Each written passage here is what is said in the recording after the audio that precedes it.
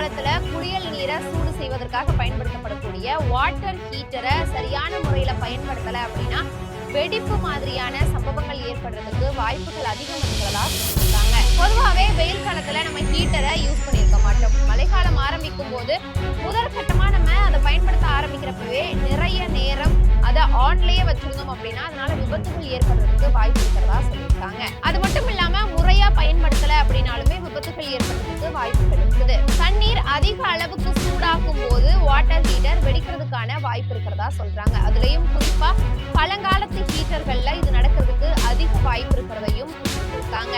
ஏன்னா பழைய வாட்டர் ஹீட்டர்கள்ல தண்ணி சூடாயிட்டா ஆட்டோமேட்டிக்கா ஆட்டோ ஆஃப் ஆகுறதுக்கான அந்த பிரத்யேகமான வடிவமைப்புகள் அப்படிங்கிறது பழைய ஹீட்டர்கள்ல இருக்காது. ஆனா தற்போது இருக்கக்கூடிய ஹீட்டர்கள்ல ஓரளவு ஆட்டோ ஆஃப் அப்படிங்கிற ஆப்ஷன் இருக்கிறதால இதுல பெரும்பாலானவுக்கு பிரச்சனைகள் ஏற்படாது அப்படிங்கறதையும் சொல்லியிருக்காங்க. ஹீட்டருக்கு எப்போதும் 16 ஆஃப் பவர் சாக்கெட்டை மட்டுமே பயன்படுத்த வேண்டும். குறைந்த பவர் சாக்கெட்டை பயன்படுத்துறது அப்படிங்கிறது ஷார்ட் சர்க்யூட்டை ஏற்படுத்தி தீ விபத்துக்கு வழிவகுக்கும் அப்படிங்கறதையும் சொல்லியிருக்காங்க.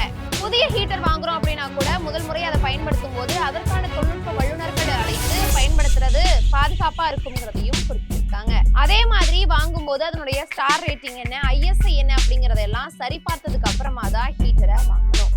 முன்னெச்சரிக்கையோட ஹீட்டரை பயன்படுத்துறது அப்படிங்கிறது வெடிப்பு மாதிரியான பிரச்சனைகள்ல இருந்து பாதுகாக்கும்ங்கிறத தாண்டி மற்றொரு பக்கம் மின்சாரத்தினுடைய கட்டணத்தை குறைக்கவும் உதவியா இருக்கும்.